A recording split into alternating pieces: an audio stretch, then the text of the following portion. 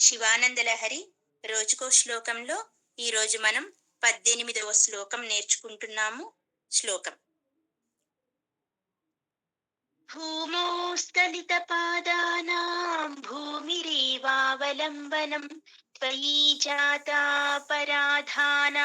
త్వమేవ శరణం శివే.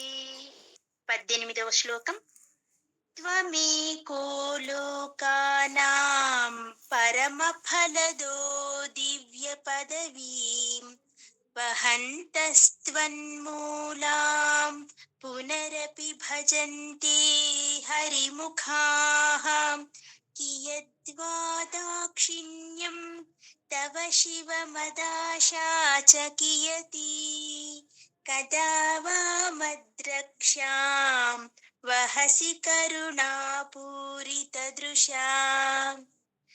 త్వమేకో లోకానాం పరమఫలదో దివ్య పదవీం వహంతస్త్వన్మూలాం పునరపి భజంతే హరిముఖాః కియద్వా దాక్షిణ్యం తవ శివమదాశా చ కియతి కదా వా మద్రక్ష్యాం వహసి కరుణాపూరితదృశా.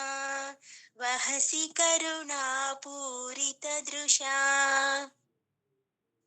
ఓం నమః శివాయ.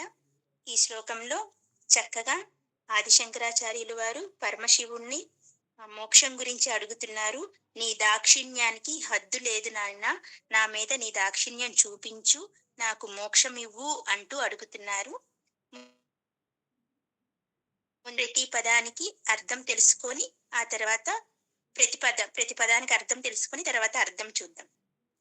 ఇందులో శివుణ్ణి ఆయన హే శివ అని పిలుస్తున్నారు. హే శివ అంటే సుఖానికి స్వరూపుడైన ఓ ఈశ్వర, త్వం నీవు, ఏకః ఒక్కడివే, లోకానాం జనులకు, ఈ లోకంలోని జనులకు నీ ఒక్కడివే అని చెప్తున్నారు. పరమ ఫలద మోక్ష ఫలాన్ని ఇచ్చేవాడివి నీవు ఒక్కడివే. హరిముఖాః విష్ణువు మొదలైన వారు అంటే ఇంద్రాది దేవతలు, విష్ణువుతో కలిపి బ్రహ్మ విష్ణు ఇంద్రాది దేవతలు మొదలగువారు. త్వన్మూలాం నీ కారణం చేతనే, దివ్య పదవీం వైకుంఠము మొదలైన దివ్య స్థానమును, వహంతః పొందుచున్నారు, పునరపి పునరపి అంటే పునః అంటే మరలా మరలా అని అర్థం అన్నమాట. పునరపి మరలా అంటే ఉత్తమ ఫల ప్రాప్తికై, భజంతే నిన్నే సేవిస్తున్నారు, అలాంటి ఉత్తమ పదవులను పొంది కూడా మళ్ళీ ఈయన్నే సేవిస్తున్నారంట. ఎందుకు? తవ నీ యొక్క దాక్షిణ్యం, నీ దాక్షిణ్యం కోసం, కియద్వా ఎంత పరిమాణం కలది అంటే పరిమితి లేనిది, నీ దాక్షిణ్యం పరిమితి లేనిది. మదాశాచ నా యొక్క ఆశయం, కియతి ఎంతటిది అంటే ఎంతది నాది, నా కోరిక ఎంతది అని అర్థం. మత్ అహంకారం నుండి, రక్షాం నా సంరక్షమును, కరుణాపూరిత దృశ సంపూర్ణ కటాక్ష వీక్షణముతో, కదా ఎన్నడూ, వహసి చేస్తావు అని అడుగుతున్నారు. ఓ శివ, లోకంలో నీ ఒక్కడివే పరమ ఫలమైన మోక్షాన్ని ఇచ్చేవాడివి.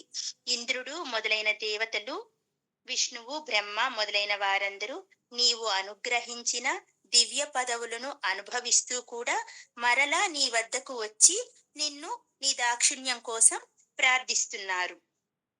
నీ దయ ఎంత, నా ఆశ ఎంత, నీ దయ ఎంత, నా ఆశ ఎంత అని అడుగుతున్నారు. కరుణ నిండిన చూపుతో ఎప్పుడూ నన్ను రక్షిస్తావు అని అడుగుతున్నారు. ఓ శివ, నా ఆశకు అంతు లేదు, అలాగే నీ దాక్షిణ్యానికి కూడా హద్దు కూడా లేదు అంటూ వివరంగా అడుగుతున్నారు. లోకాలన్నింటిలోనూ పరమ ఫలాల్ని ఇచ్చేవాడివి నీవే. నీవు తలుచుకుంటే ఎవరికైనా దివ్య పదవులను కట్టబెట్టగలవయ్యా.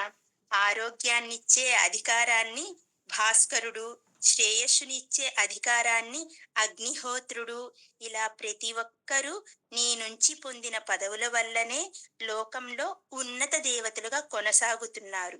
వారెవ్వరూ నిన్ను మించిన వారు కాదు. అందరికంటే మిన్నగా మోక్షాన్ని ఇచ్చే అధికారాన్ని నీ నుంచి పొందిన విష్ణువు కూడా అంతటితో సరిపెట్టుకోకుండా మరలా నిన్నే ధ్యానిస్తూ తన పదవిని నిలబెట్టుకుంటున్నాడు. లోకంలో అన్నింటికీ మూలభూతమైన జ్ఞానమనే ఐశ్వర్యానికి అందరికీ ప్రసాదించేవాడివి నీవే. ఓ దేవా, హెచ్చుతగ్గులు చూడకుండా జ్ఞాన వితరణ చేయడంలో నీ దాక్షిణ్యానికి పరిమితి లేదు. నువ్వు అలా అందిస్తూ ఉండగా దానిని పొందుతూనే ఉండాలని నా ఆశకు కూడా అంతులేదు. అందువల్ల నా రక్షణ బాధ్యతను స్వీకరించి నాపై కరుణాపూరిత దృష్టిని ప్రసరించవయ్యా. నన్ను ఏదో విధంగా జ్ఞానైశ్వర్య సంపన్నుడిగా తీర్చిదిద్దు.